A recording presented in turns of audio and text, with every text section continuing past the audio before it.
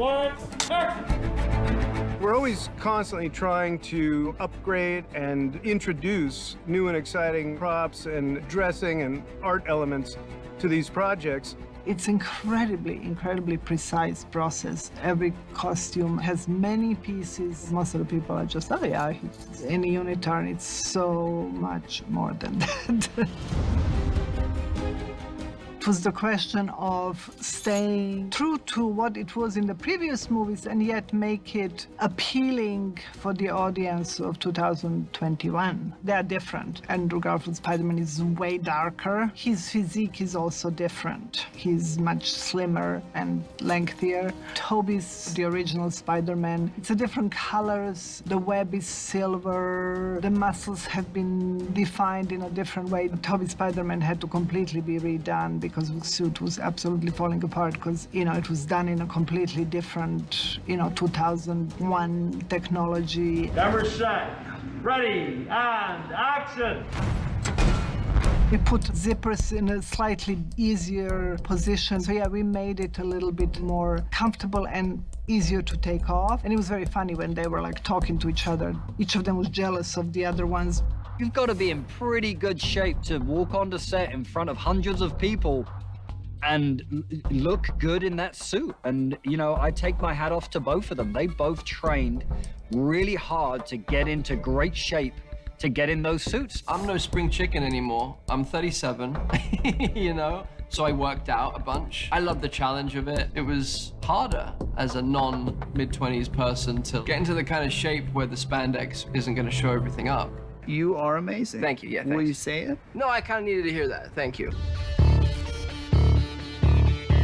The mask is the intricate part of the costume, and they have skull caps that are molded to their heads, so they are not wearing it just over their bare head. Those are intricate to make it as tight as possible, not to add to any of the volume of the skull necessarily, but keep the shape and the profile. And then we have a special costume when they are supposed to be without the mask. Then it's, as we call it, a turtleneck costume, and then they are in a costume without the hood. All those hoods have a frame for the eyes to literally snap into them, and there are different kinds of eyes.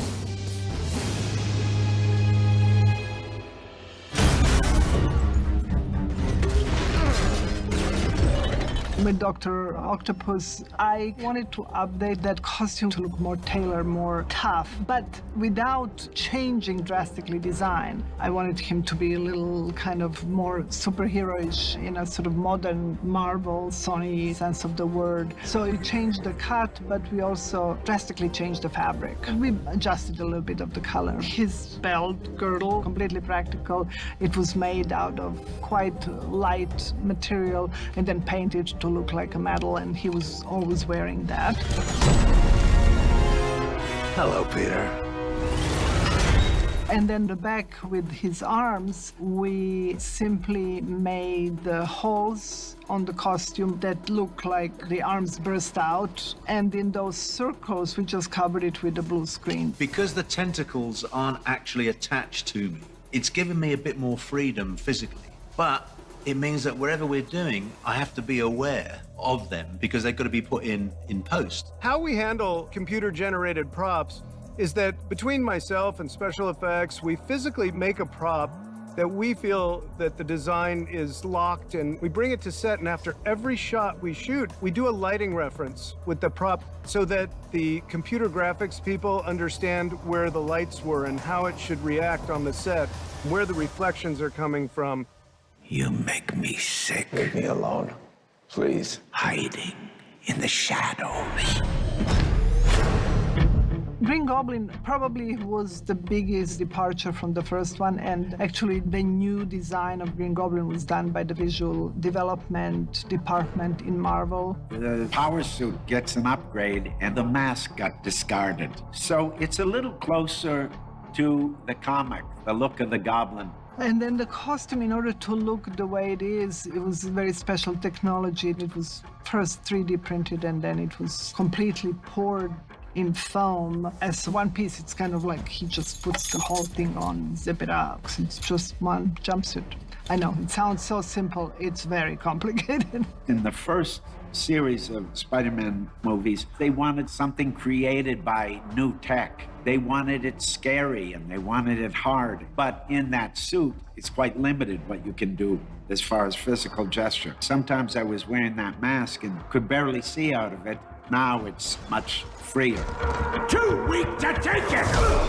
The glider that Green Goblin has and pumpkin bombs get reintroduced back into this because we wanted it to be as if time stood still. We were picking up from where we left off. Now, is there technology that we're introducing that wasn't in before? Of course there is. So you might see a weapon come off of Goblin's arm that he uses now in this film that he never had before, but it was part of his old technology. What's up, Peter? How you like the new?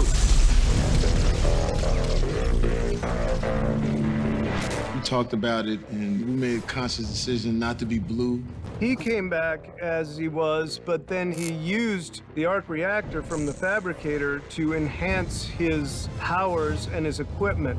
And so we had to recreate an entire new costume and equipment that incorporated the arc reactor into his world, and that's where he gets his powers from. We changed him completely, and it was a very interesting way they changed him, because he goes from being a pure electricity to something that's a combination of the normal uniform that he actually borrowed from some worker at a power station, and then he sort of MacGyver the parts on it in a very, very complicated and cool way. This has a little more like realness, like street to it. So I think the conscious decision to come back and have this look really works for the character, and you feel it.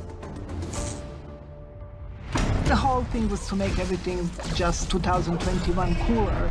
After all these Marvel movies, everybody is kind of spoiled visually. So we kind of had to live up to that, make everybody look cool and be able to move. So if I achieve that, then I'm happy.